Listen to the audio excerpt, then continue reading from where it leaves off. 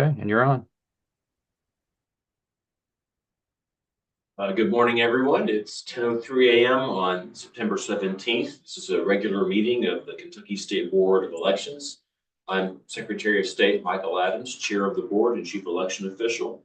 I'll call us to order, and I'll ask each member to say hello.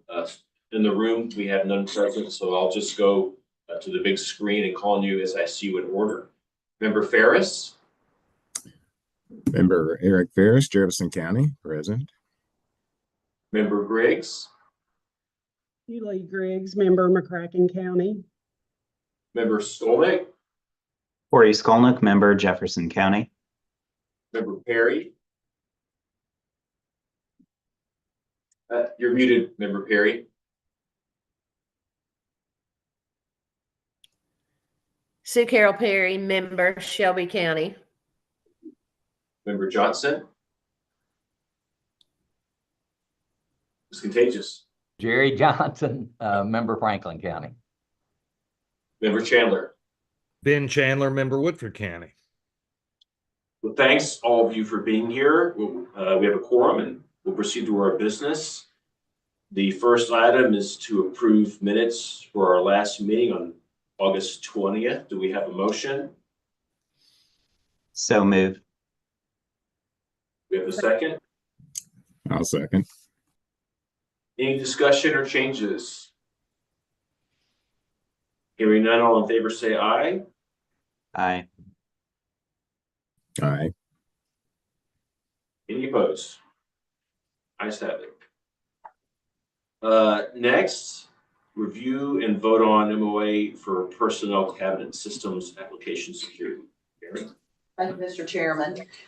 This is the memorandum of agreement that will be entered into between the Personnel Cabinet and the State Board of Elections regarding access to personnel and data, confidential data. This is part of the process of SBE moving HR duties to the State Board of Elections under Rachel. And this is the MOA that allows us to access that confidential information through the Personnel Cabinet. And it's, one page, it was in your packet to review. And I just wanted to bring it forth for approval by the board before signature. Any questions for Karen on this MOA? I move approval. We have a motion. Do we have a second? Second. Any discussion? All in favor say aye. Aye. Opposed? Ayes have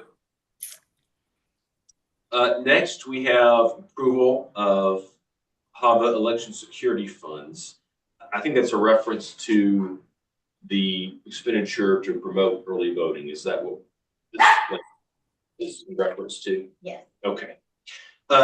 So as the members will recall, we applied for and received a grant from the federal government, from the federal EAC, and by agreement, we spent most of that money on other worthy projects, but we held back a portion of that to promote early voting through paid advertising in this November's election.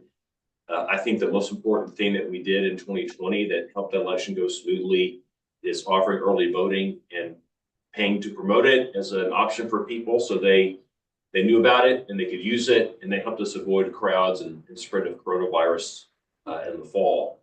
And so my goal now is for us to approve the use of those funds. My office is spending about $250,000 of our own budget. We have used a master services agreement with the Commonwealth has. We are placing television, largely cable television. We're doing some billboards. So that certainly isn't all media. It's limited as it needs to be at that price point. So I think for discussion today, we should decide if it would be more efficient for you all to contribute toward that. It would be better to diversify and purchase other media. I think the threshold question is, under the procurement laws, what can you actually do? Do you have the same access to the people that we used, or do you have your own contract? So I don't know the answers to those things. Hopefully Taylor can walk us through some of that. But I guess at the outset, first question is, what can we do? Legally speaking, what options do we have to spend that money? And then among those options, what makes the most sense? First, I'd like to defer to Rachel since she, Okay, fair enough. since she manages the expenditures and the Okay. reporting of the HAVA funds, so if I may, let's defer to her. It, so if they are under a state master agreement and we can utilize that agreement, then obviously we would want to pay them directly with the HAVA funds so that the paper trail is very clean, on the reporting side. If it is not on master agreement, then we would have more of an issue with procurement because your office has more availability for some of that as a constitutional office. So for us, it would be if they are currently on a master agreement, which I know that we have used some in the past that have been. So if that would be up to Karen and Richard, you know, if they, which they decide to use, but we could do it that way. So if we wanted to buy, say, print ads or radio ads or so forth and so on, is there a price point at which we would have to have some sort of master agreement?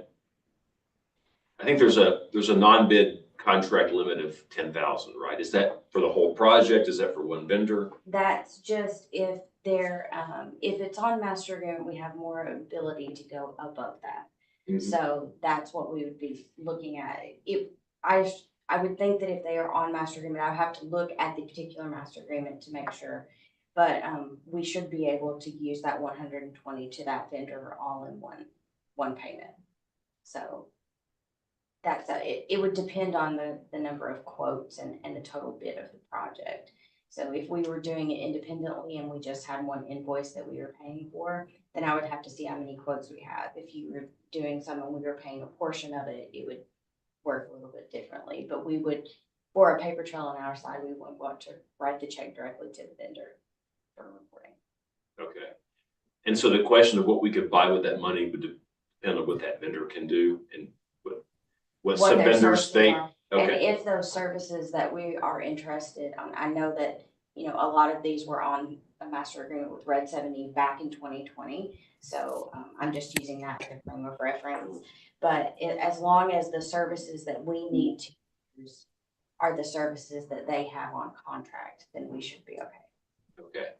So our office, we got 3 bids. We didn't go with Red 70. We went with a different vendor. But it's the same available vendors for every state agency, right? So if we can use them, you can use them equally, right? It will depend. Okay. Some master agreements are limited to certain departments or certain offices. So we would have to look at those just to make sure if it's open to all departments, then yes, no problem. It could also be that if it is limited to your office, or if you have access that we don't have, if we are using it for the same thing, we could ask finance if we could extend that master agreement to a different department. Those are options. I don't know, you know, obviously finance would have the final say in that, but we could ask. Did I send the group the contract that I had? I don't remember if I did. No, I did. no.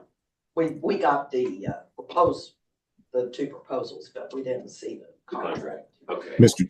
Chairman, may I Yes, ask sir. Rachel? Rachel, what more additional information would you need to reach an informed conclusion? Really just the master agreement number so that I could reference the contract that vendor is holding with the state.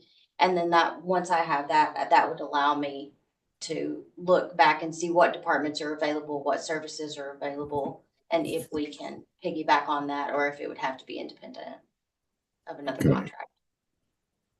All right. And how long will that take, I wonder, to determine? Once I have the number, I can research it immediately because I can look it up in our accounting system and find all the terms of the contract and let Taylor look over that as well.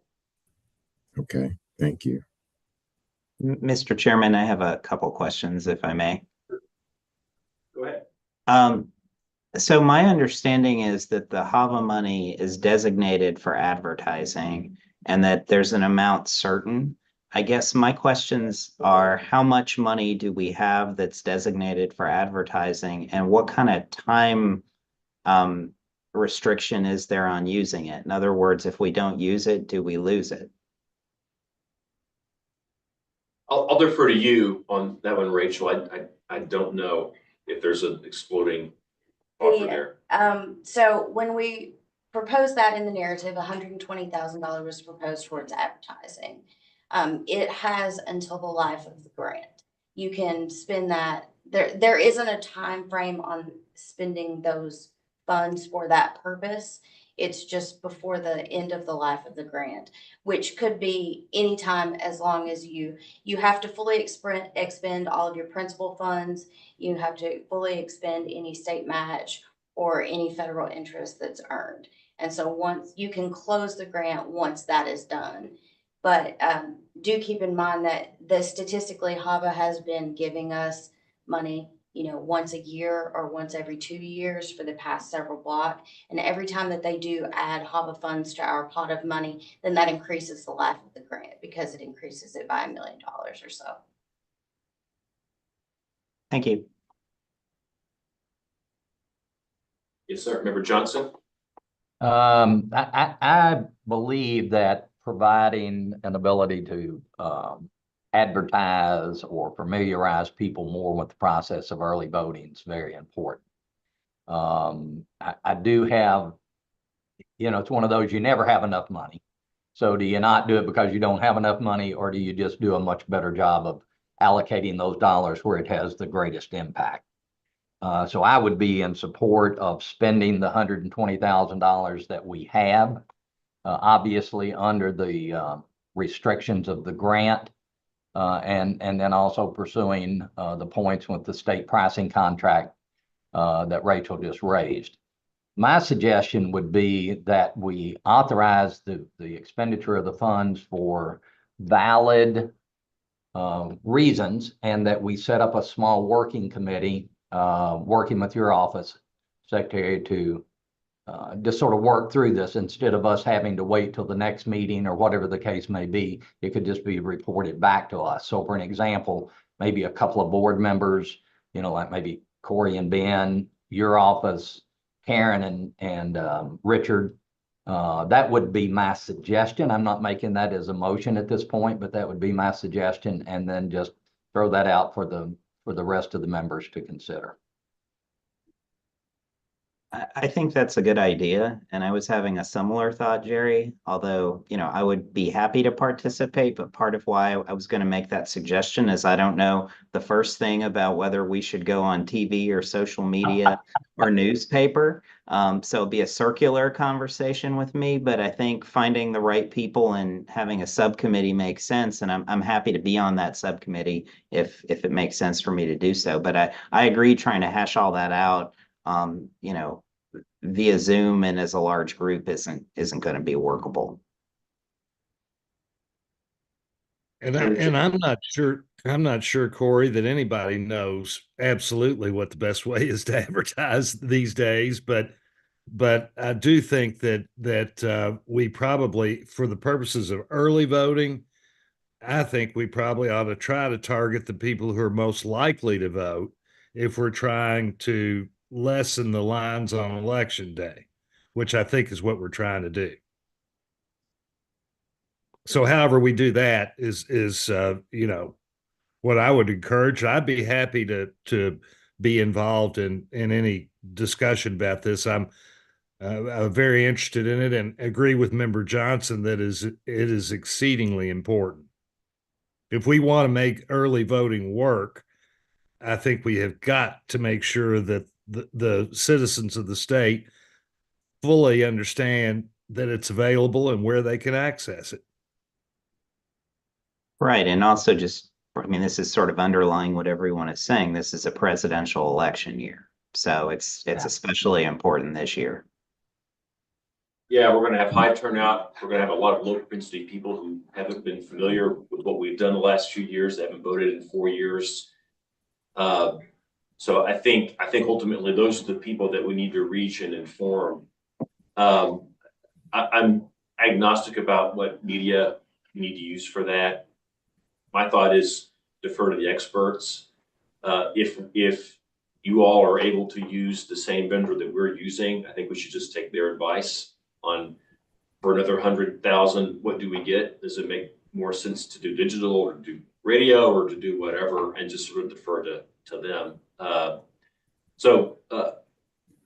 Why don't we do this, as Member Johnson suggested? If members Skolnick and Chandler, if you all can be our working group on this, along with my office, we'll get our contract over to SBE staff for them to see if they can use the same vendor and see if there's any protocols that apply. And then we'll work directly with members Chandler and Skolnick in the interim, and then we'll come back. And if we need to ratify anything at that point, at our next meeting, we'll do that. But I think Member Johnson's right. It would be good for us to practically authorize the use of those funds for this purpose as we put into the grant request. May I ask something? Sure. What is the time frame on this? Like, when are we hoping to get all of this out? I guess that's one of my concerns is I'm hoping we have enough time to do all this research and then get it out there. Yeah, I don't think there's much research to do, and I think it can be done pretty quickly. Okay. As someone who was on the ballot myself statewide less than a year ago, there is plenty of time to buy media. There is plenty of inventory to buy. We don't have a competitive presidential race. They're not spending money here. We don't have a Senate race. There aren't that many other races that are contested with a lot of spending, and so there's plenty of inventory. It's pretty reasonably priced right now. We've got plenty of time to get into that market beyond what we've already placed from our office. We're not going up until into October ourselves, so I think we've got plenty of time. I'm not concerned about that. Okay, thank you. Well, if Member Johnson wants to formalize his recommendation to a motion, I would second it. Or I will do that if appropriate, Mr. Chairman. I would make my previous comments into a motion for consideration of the board. and I will second that. All right, any further discussion? Hearing none, all in favor say aye. Aye. Aye. Any opposed? Ayes have it. I'll circle. Oh, go ahead. No, I was just going to, I failed to do it. I wanted to tell you how much I'm appreciative of the fact you're taking money from your own office account to stimulate this conversation. I think that's very admirable, and I appreciate that you're doing it. I think it's indicative of, in fact, our commitment is all of us are committed to the early voting. I think it's important. I think it's critical, and hopefully going to be here for a long, long time to come. But I did want to tell you my appreciation for your action. So Thank you, Member Johnson. I appreciate that. Money well spent for sure. Next, we have Rachel back again with the financial report. Okay, so I'm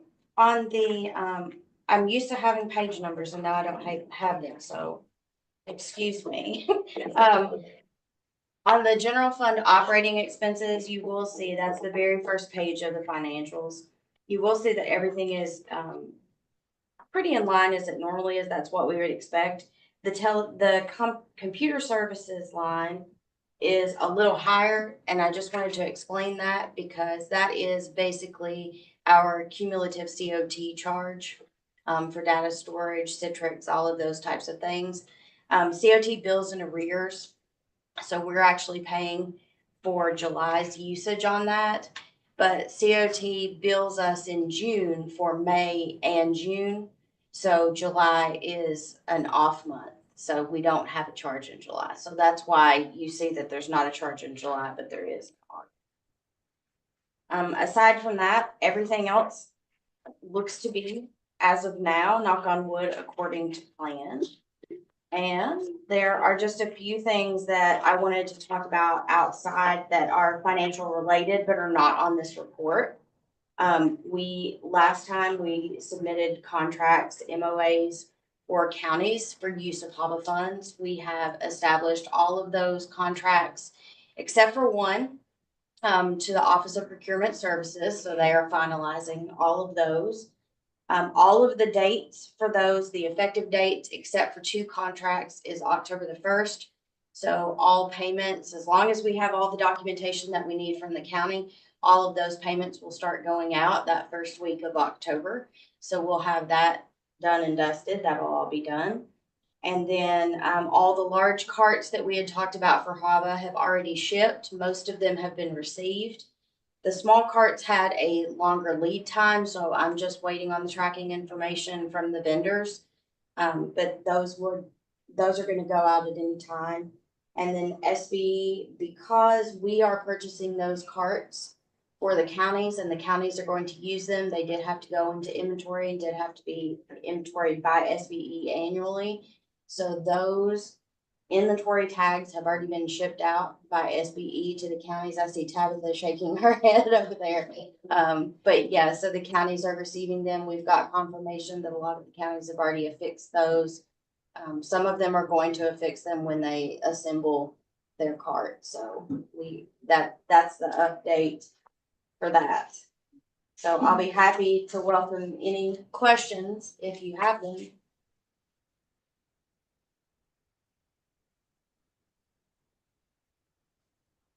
Any questions or comments? If not, do we have a motion to approve the report? So So moved. moved. Second. All right. All in favor, say aye. Aye. Any opposed? Ayes have it. Thank you. Next, we stick with Rachel for approval of 2 forms, SBE 2002 and 2003. We have Rachel on there. Should that go to Taylor or is it still with Rachel? Well, it's- He's gonna defer to me. All right, all right. I'll stay out of it. She created the form. Oh, okay. Okay, so we have 2 forms that currently exist to pair with statutes for requests for expenses that counties submit to us after elections or once a year.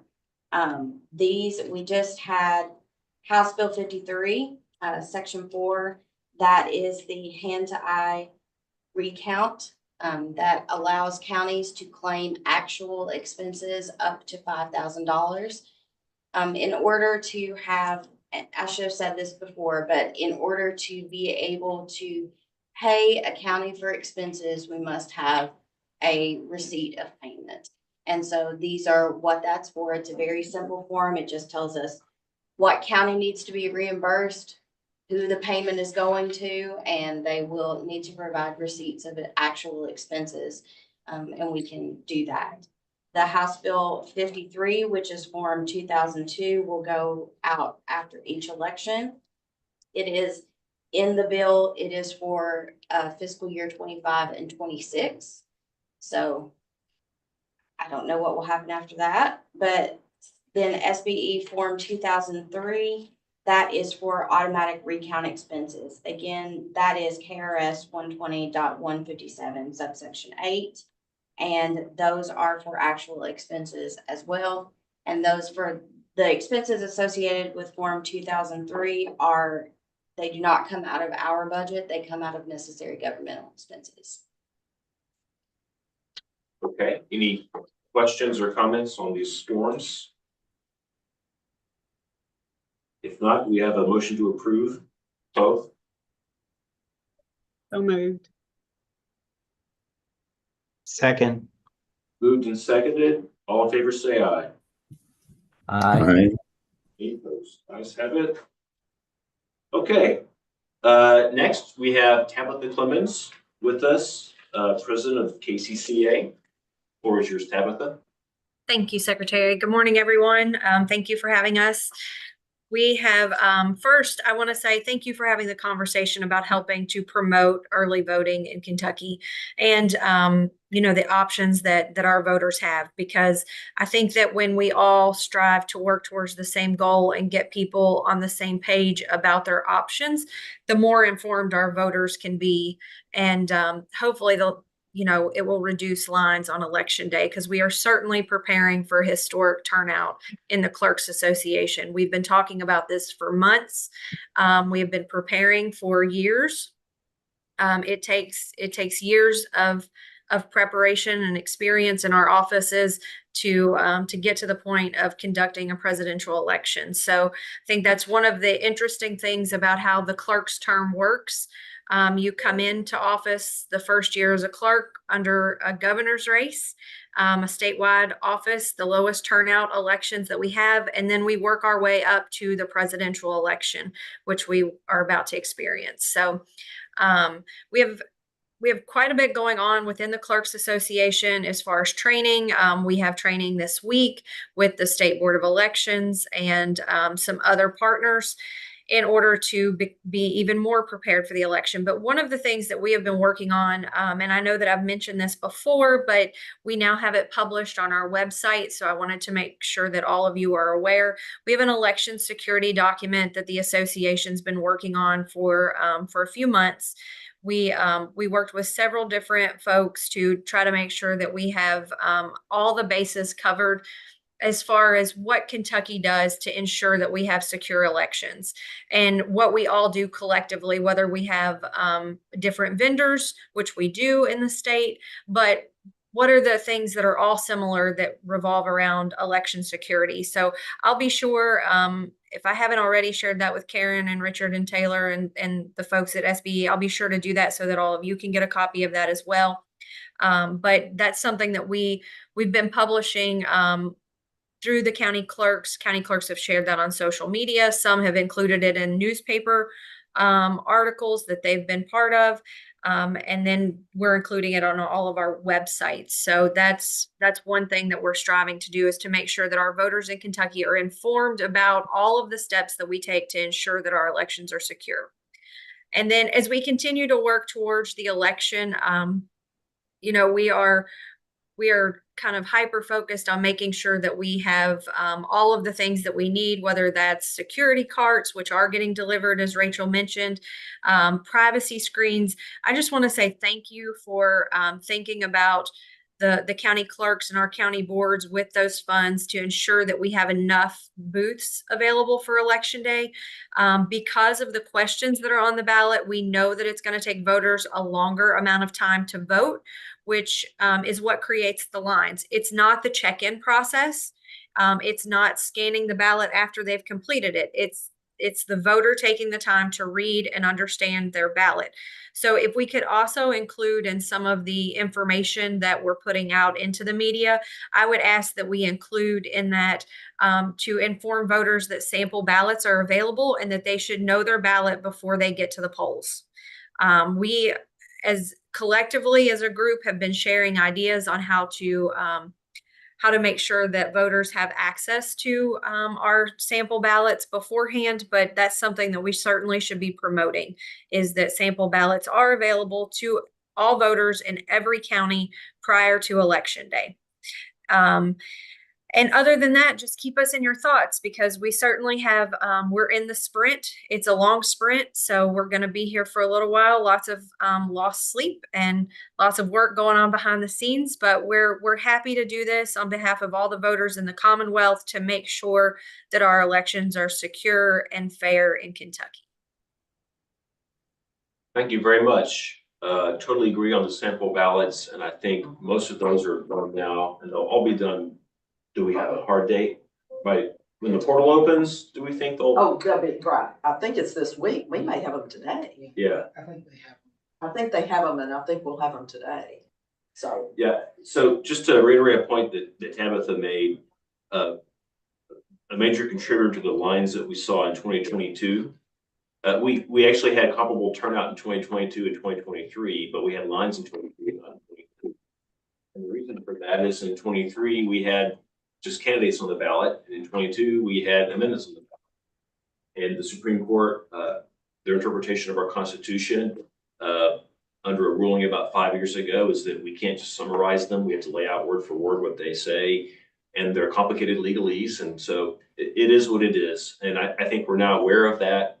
And so to Tabitha's point, I'm doing this myself as well. promoting the sample ballot to encourage people to get their information before they walk into the booth. A state statute gives people 4 minutes to vote.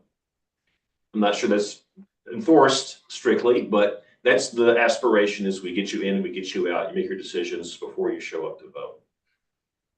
Any questions or comments for Tabitha? Member Chandler?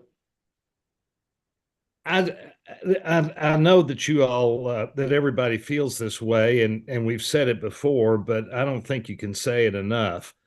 There are so many moving parts in this election, so much in every election, but in this one in particular, so many things that have to be done, so many difficulties that are encountered along the way, so much stress placed on our election officials. And I just am as proud as I can be of our county clerks in the Commonwealth of Kentucky. I think we have just an excellent group of county clerks who really do go above and beyond for the benefit of their constituents and the people of the state. And I just want to say that because they don't get enough credit. They get complaints on a local level on a regular basis, and without them, I don't know where we'd be. So I just want to say thank you.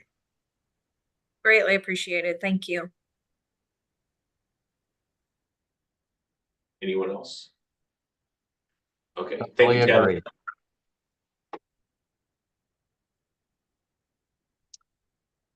Next we have Karen Sellers. Thank you, Mr. Chairman. 49 days till the general election. We're doing a countdown. I want to thank the chairman and thank Mr. Chandler for those comments about the county clerks. They are working very hard.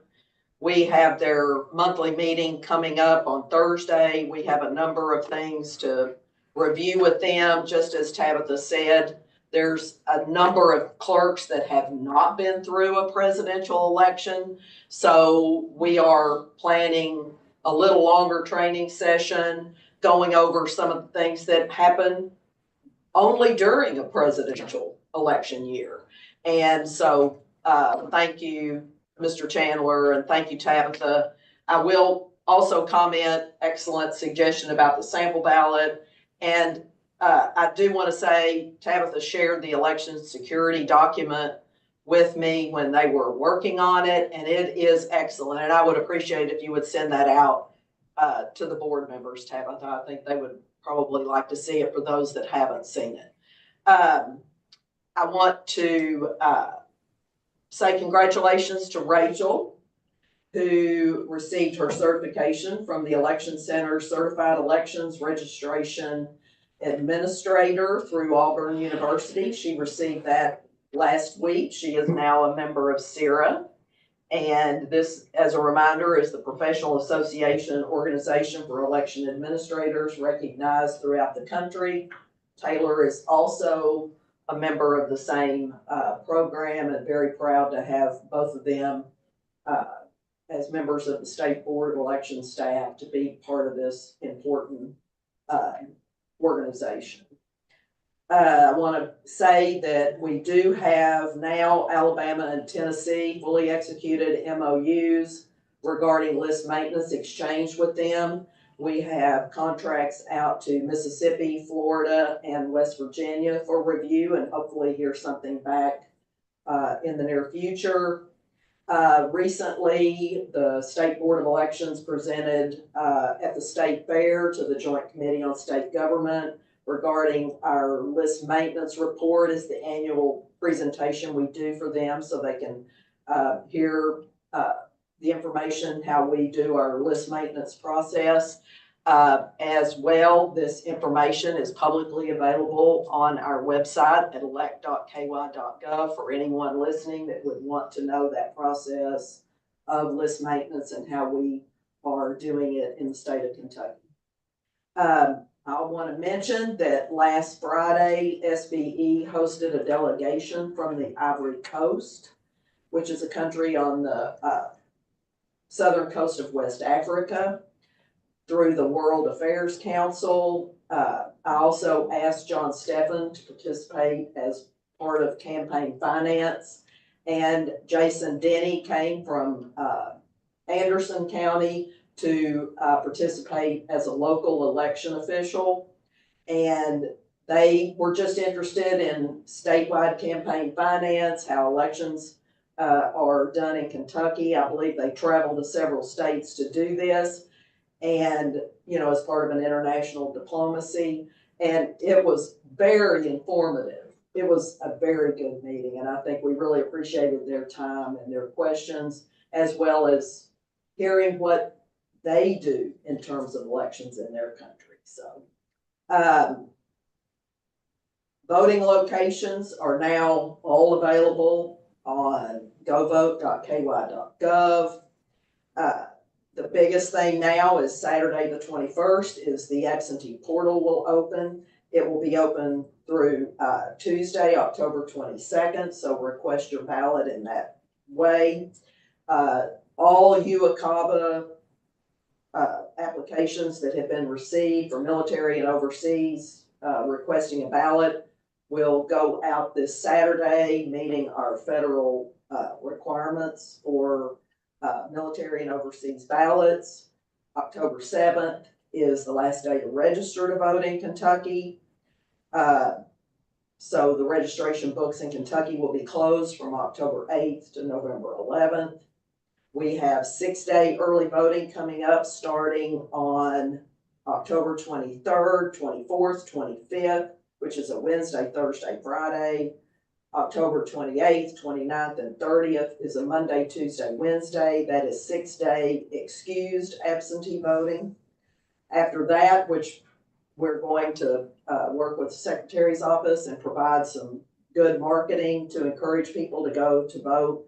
The 3 days of no excuse, which is October 31st, November 1st and 2nd, which is the Thursday, Friday, Saturday. And of course, Election Day is November 5th.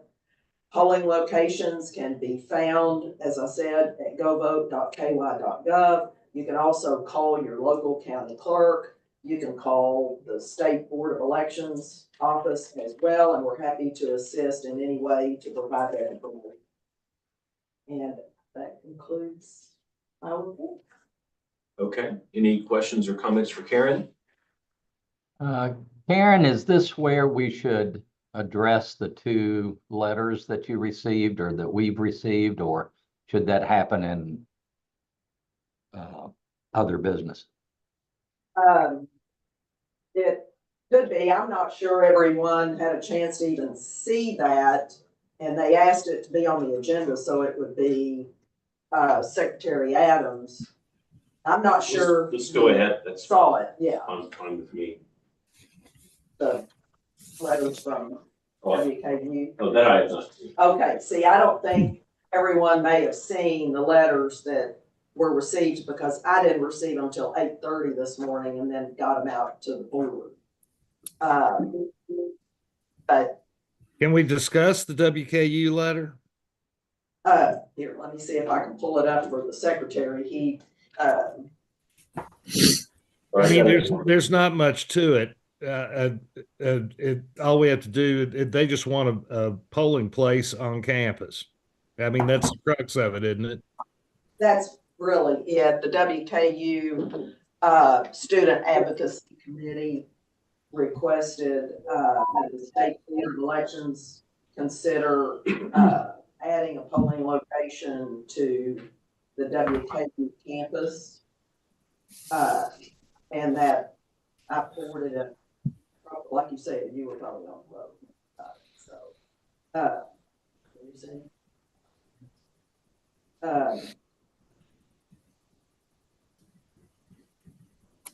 that is the main part of their request. I did have the chance to zip through that. I thought it was extremely well documented, well written, very persuasive. So these letters are to the clerk and to us. There's a third letter from the clerk to them. Is that right? I think that's, And what is the clerk's position?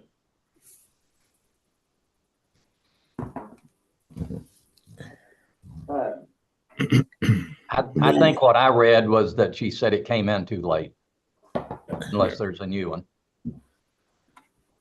Yeah, I think just as a matter of procedure, a request to modify the county plan would need to come from the county.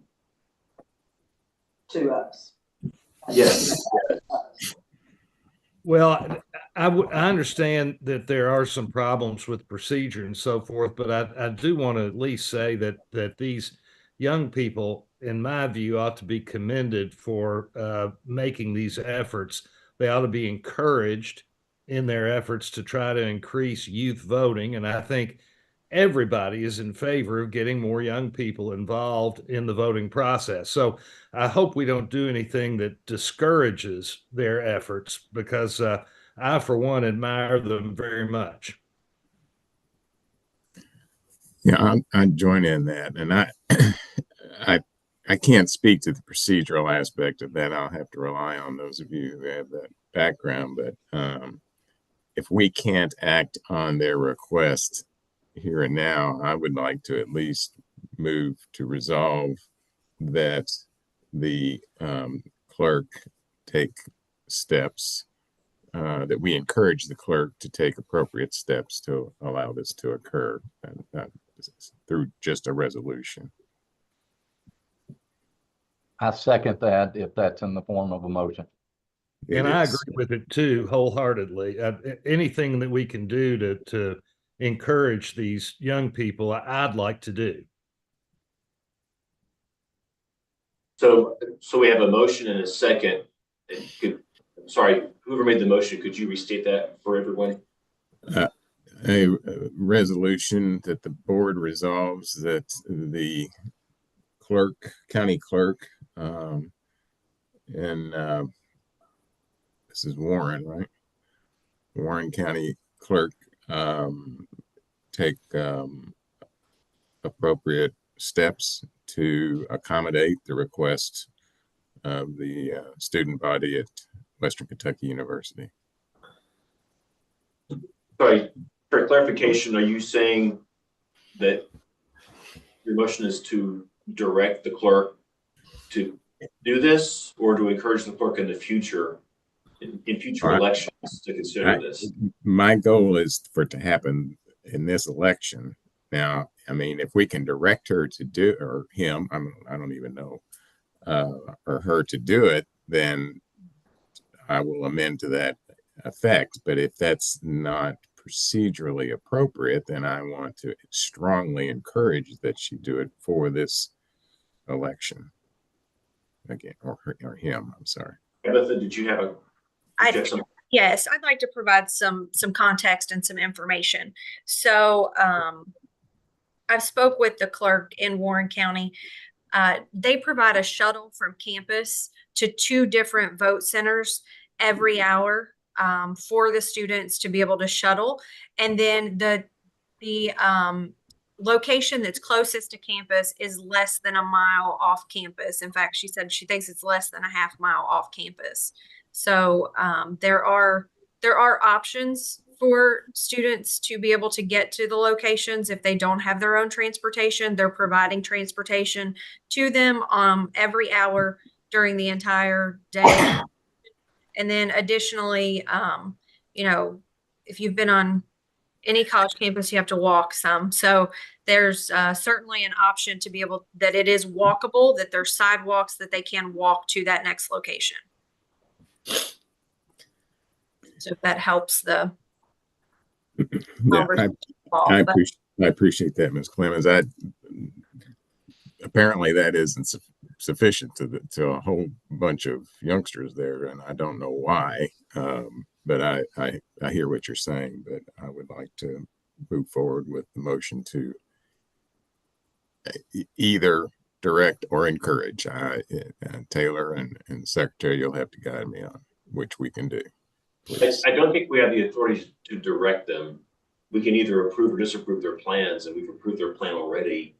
So I don't think that we have any authority to direct the clerk. I think we have certainly the authority to encourage the clerk.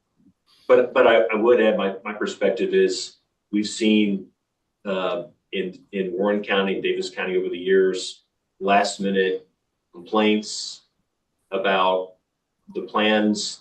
And when we considered the plans in the summer, we had crickets. And then in September and October, there are complaints about the plans. And that gets really frustrating for us, I think, especially for the clerks. Yeah, I Member think Skolnick and then Member Johnson. Yeah, I don't disagree that in an ideal world, there should be a voting location on every college campus in Kentucky. But I worry about doing this on the back end and a strongly worded statement that really, doesn't encourage the clerk to consider it, but encourages the clerk to do it when the clerk's not here and we don't know what the impact of it would be. So I don't disagree with this as a policy matter, and maybe moving forward, we want to explicitly ask the clerks in counties with, any kind of material colleges what the plan is, but I worry about unintended consequences of too strongly of a worded statement. It's just my view. I would just like to say that I think that county clerks in every county know their county better than anyone. And I believe that they do everything possible to make voting accessible. And it looks to me like, somebody's paying for that trolley to take them to the polling place. And there's a lot of other things that you have to consider when you're making polling places, which you all know. What about the security? When can they get in to deliver the machines and when they can pick them up? And anyway, I have mixed feelings on, and no disrespect to you, Mr. Ferris, but I have mixed feelings on urging the clerk to do this, that, or the other. As long as she's going by every other law and statute regulation that we have to meet when we're doing an election. So that's just my 2 cents. So. Member Johnson didn't have anything. Member Johnson, did you have something? It's just the fact, and again, it's late in the conversation, but I've had a number of conversations with the clerk over the years, earlier in the process about expanding voting options, and I've never been successful in arranging or being able to get to that point. I too believe that clerks know their counties better than anyone, but we do have a responsibility regardless of whether we have the full understanding of the situation. And the fact that we're simply encouraging her to consider this request, it is valid. It's not directive. We don't have the directive authority even during the process of when we're approving the plans. We either approve the plans or we disapprove the plan. So I'm comfortable in requesting she consider it.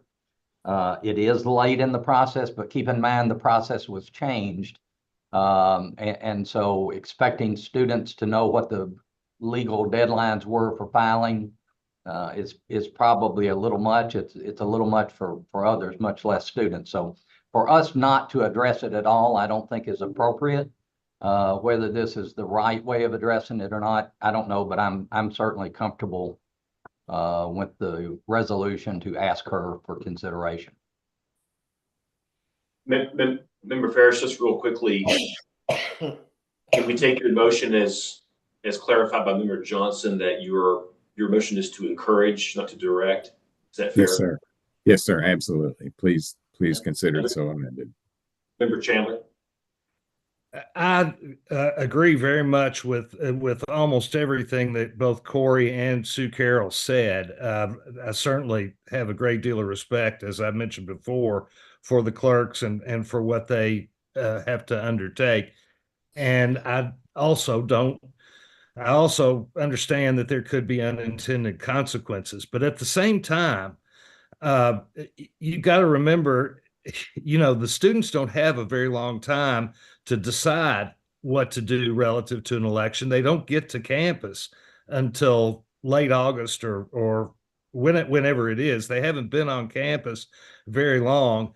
I think they're doing the best that they can. They are young folks who are just getting involved in the process.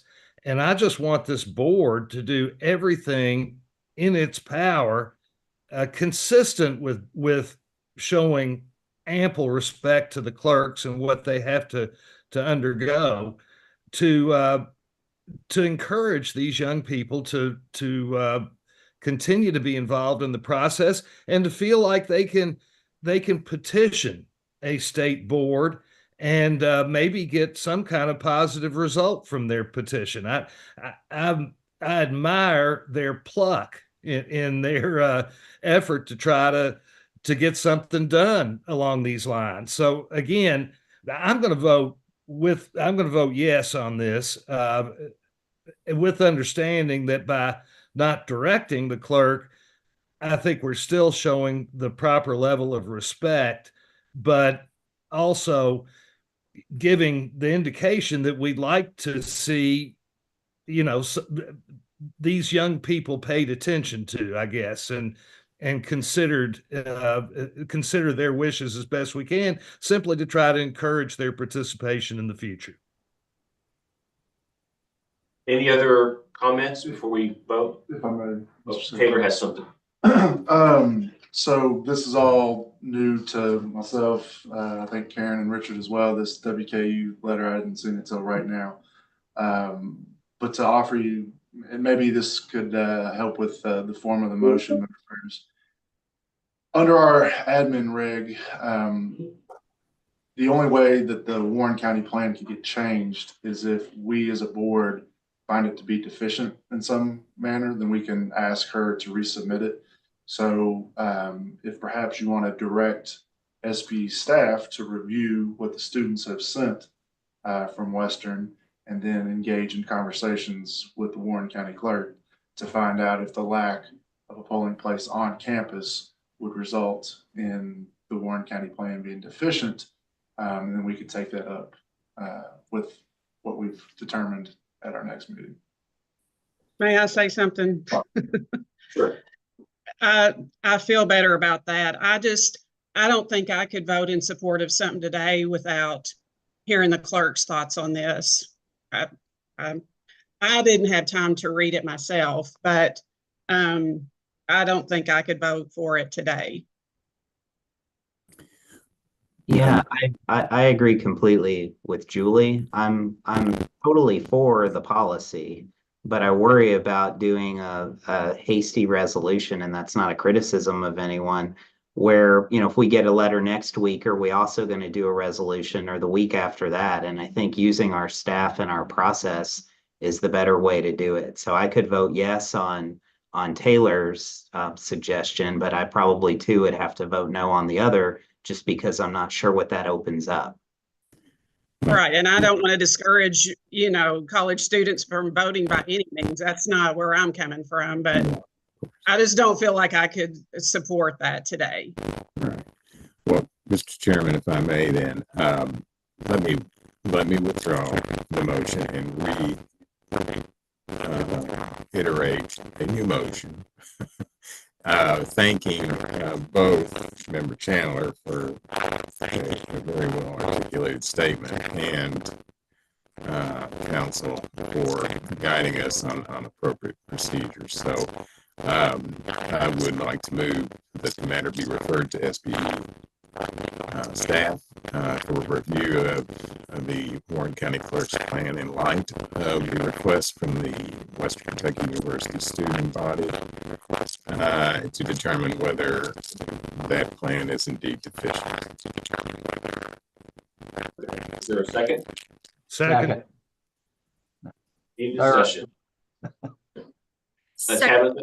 Matt, yes. So if this happens, who will pick up the invoice for the resetting of all of her machines?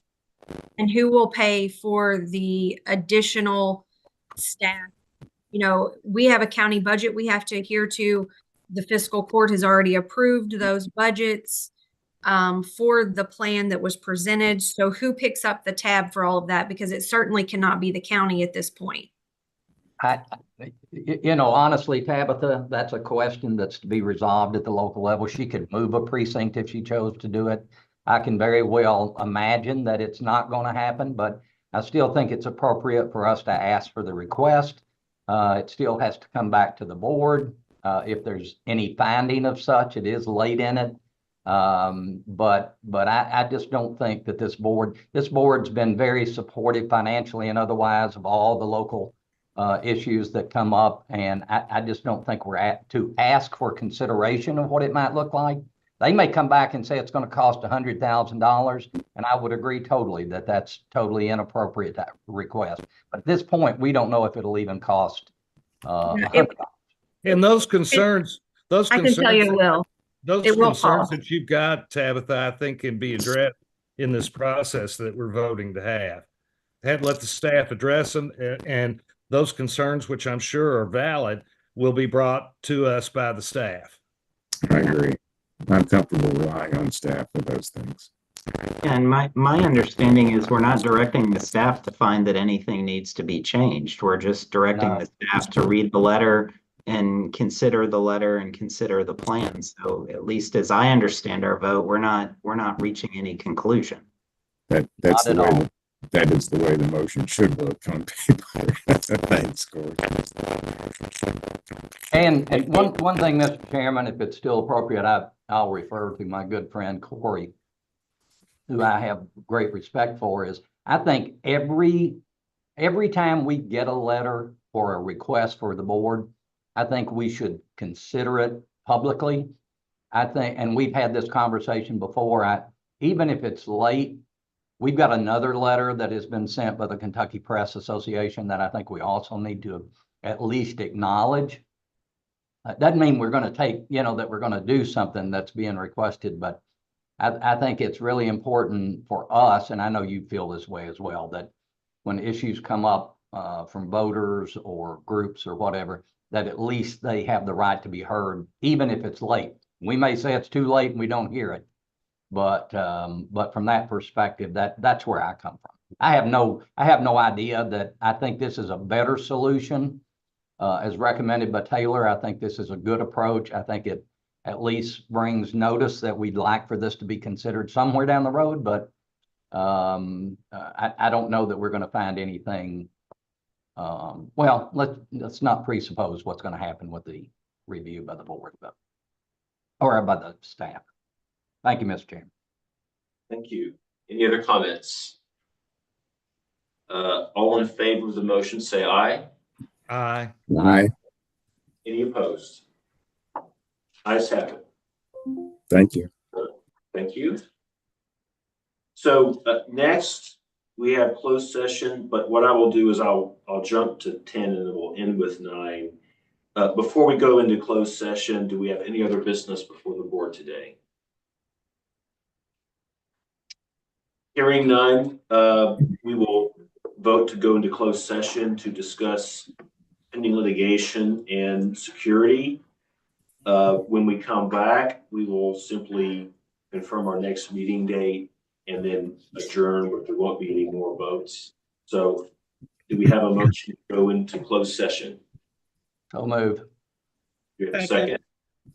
second? Any discussion? All in favor, say aye. Aye. All right.